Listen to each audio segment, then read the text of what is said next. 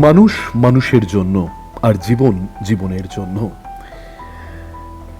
আমাদের বিপদের সময় সব সময় যা দরকার লাগে তা হয় রক্ত।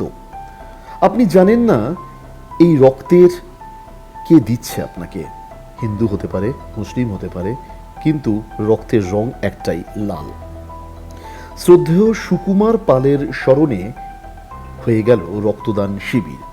আয়োজনে সিপিআইএম হালতু দক্ষিণ 1 নম্বর শাখা। প্রতি বছরের মতো এবছরও এই রক্তদান শিবিরের আয়োজন করা হয়েছিল। মাত্র 1.5 বছর আগে চলে গিয়েছেন সুকুমার পাল, কিন্তু তাতে কি? তার কারণ মানুষ চলে গেলেও তার স্মৃতিটুকু থেকে যায় তাদের আত্মীয় স্বজন, পাড়া প্রতিবেশী সবার অন্তরে। তাই তো এদিনও সুকুমার পালের স্মরণে যে রক্তদান শিবিরের আয়োজন করা হয়েছিল হালতু অঞ্চলের শরৎ পার্ক এলাকায়, স্বাভাবিকভাবেই সকাল থেকে ওই অঞ্চলের ওই পাড়ার প্রতিবেশীরা হাজির হয়েছিল রক্তদান করার উদ্দেশ্যে। কিভাবে এই রক্তদান শিবির আয়োজন হয়ে আসছে বহু বছর ধরে তা বললেন উদ্যোক্তারা। আজকের রক্তদান যে আপনাদের কর্মসূচি চলছে, এটা কত বছর ধরে চলছে এবং এই রক্তদান শিবির সম্বন্ধে? আমাদের রক্তদান কর্মসূচি প্রত্যেক বছর হয়। প্রতি বছরই আমরা রক্তদান কর্মসূচি করি এবং এটা কবে থেকে হচ্ছে এটা আমি হিসেব করে বলতে পারবো না। বহু যুগ ধরে আমাদের পার্টির উদ্যোগে বিভিন্ন জায়গায় বিভিন্নভাবে রক্তদান কর্মসূচি হয়। আমরা এই বছর সিদ্ধান্ত করেছি যে আমাদের এই শরৎ পার্ক অঞ্চলে আমাদের বহু সমর্থক আছেন। সেই সব সমর্থকদের মধ্যে এই সুকুমার দা একসময় যেই সময় পার্টির উপর প্রচণ্ড আক্রমণ নেমে এসেছিল 70 থেকে 72, 77-এর মধ্যে, সেই সময় আমাদের পার্টিকে রক্ষা করার একজন অন্যতম সৈনিক ছিলেন সুকুমার দা এবং বিভিন্নভাবে পার্টির দুর্দিনে উনি পার্টির পাশে এসে দাঁড়িয়েছিলেন। সেই কমরেড সুকুমার পালের স্মৃতিতে আমরা এবার সিদ্ধান্ত করেছি এই শরৎ পার্ক অঞ্চলে আমরা রক্তদান শিবির করব। সেই রক্তদান শিবিরটা আমরা এখানে করছি। এছাড়া আমাদের এই একদম গড়ফা থেকে 55 গ্রাম পর্যন্ত এই বিস্তীর্ণ অঞ্চলে, হালতু এরিয়া অঞ্চলে বহু জায়গায় আমাদের রক্তদান কর্মসূচি হচ্ছে। সেটা কখনো শ্রমিক ফ্রন্টের উদ্যোগে হচ্ছে, কখনো যুব ফ্রন্টের উদ্যোগে হচ্ছে।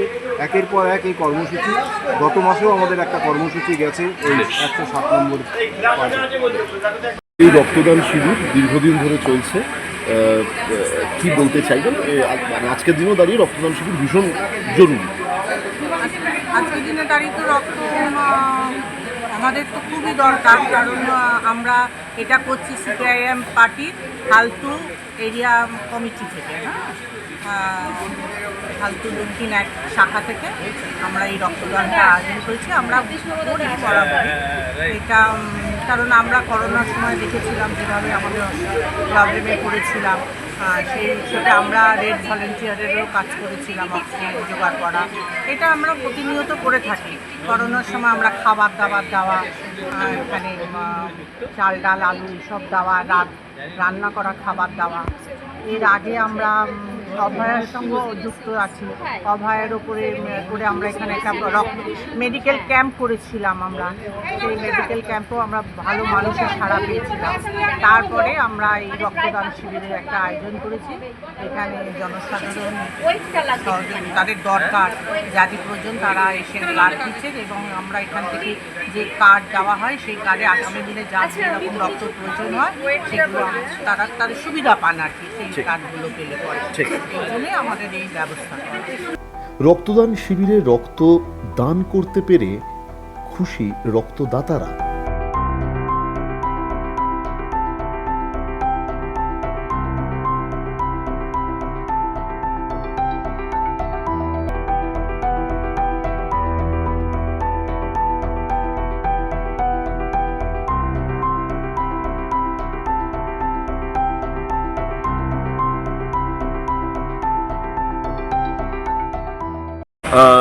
রক্তদান আজকের দিনে খুব গুরুত্বপূর্ণ একটা জায়গায় দাঁড়িয়েছে, যেভাবে রক্তের ক্রাইসিস হচ্ছে। আজকের কর্মসূচিতে রক্তদান করে কতটা আত্মতুষ্টি, মানে কতটা নিজের? এটাও বরাবরই ব্যাপার হচ্ছে যে এর আগেও আমি অনেকবার রক্ত দিয়েছি এবং রক্ত দেওয়াটা সত্যি একটা মহান কাজ। এটা সবারই দেওয়া উচিত, কারণ অনেক সময় আমাদের ব্লাড ব্যাংকে যেভাবে রক্তের ক্রাইসিস দেখা যায়, তো আমরা যদি সবাই জনগণ হিসেবে না এগিয়ে আসি তাহলে তো এই জিনিসটা কোনোদিন সম্ভব হবে না। তাই আমার কাছে সবারই আবেদন যাতে সবাই এইটা এগিয়ে এসে এই কাজটায় অংশগ্রহণ করে। দীর্ঘদিন ধরে এই রক্তদান কর্মসূচি হচ্ছে, সেক্ষেত্রে একেবারে কোনো পার্টির রং বিশেষে নয়, কতটা হওয়া দরকার এরকম পাড়ায় পাড়ায় ফ্ল্যাট কালচারে এই এটা তো ধরনের? অনেক বেশি দরকার, কারণ আমাদের দেখুন ভারতের জনসংখ্যা যেভাবে বৃদ্ধি পেয়েছে, আমরা এখন যেভাবে একটা বড় বৃহৎ শক্তির দিকে যাচ্ছি, তো জনগণকে টিকিয়ে রাখতে বা তাই সেই পপুলেশনটাকে ব্যালেন্সে রাখতে রক্তদানটা একটা সত্যিই খুব বড় কাজ। এটা সবাই মানে পাড়ায় পাড়ায় হওয়া উচিত। ওই যে বললাম, মানুষ চলে গেলেও তার স্মৃতিটুকু থেকে যায়। কারোর কাছে সুকুমার পাল দাদা, তো কারোর কাছে পাড়া প্রতিবেশী।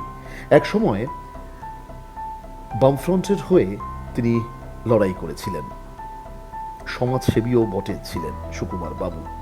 আজকের তার চলে যাওয়ার পরও তার স্মৃতিচারণা করতে গিয়ে বারবার সেই দিনগুলোর কথা চলে আসে।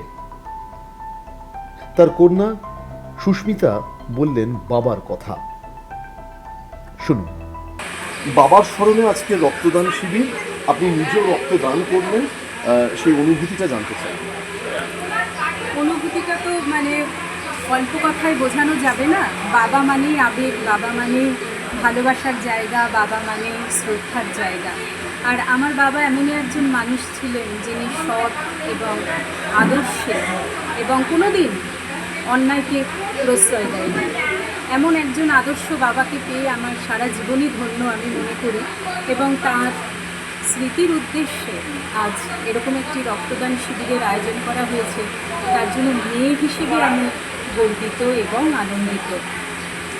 আজকে সবাই চলে যায় জানি, 1.5 বছর আগে আমার বাবা চলে গেছেন। তা বাবা তো সেই চলে যাওয়াটা কোথায় যেন বেদনাটা কুড়ে কুড়ে এখনও খাচ্ছে। তবে আজকে মনটা সত্যি হালকা হয়েছে এই কারণে যে এত মানুষ বাবাকে ভালোবাসে, বাবার স্মৃতির উদ্দেশ্যে, বাবাকে ভালোবেসে, বাবাকে শ্রদ্ধা জানিয়ে, বাবার স্মৃতির উদ্দেশ্যে এই রক্তদান শিবিরে এত মানুষ রক্ত দিচ্ছে। এটা যে কত বড় পাওয়া, এই পাওয়া আমি সারা জীবন আমার মনে কোঠায় সম্পদ করে রাখবো।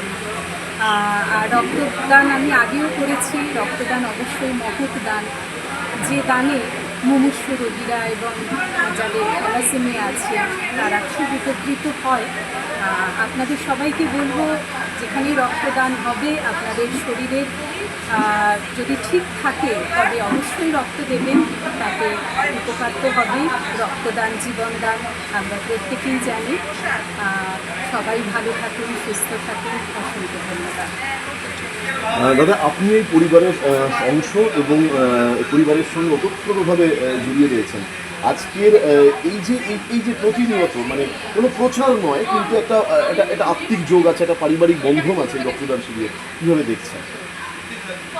আসলে রক্তদান হচ্ছে মহৎ দান, এবং রক্তদানের মাধ্যমেই আমরা যে কাজটি করি সেটি হচ্ছে প্রাণের সঙ্গে মিলিত করি।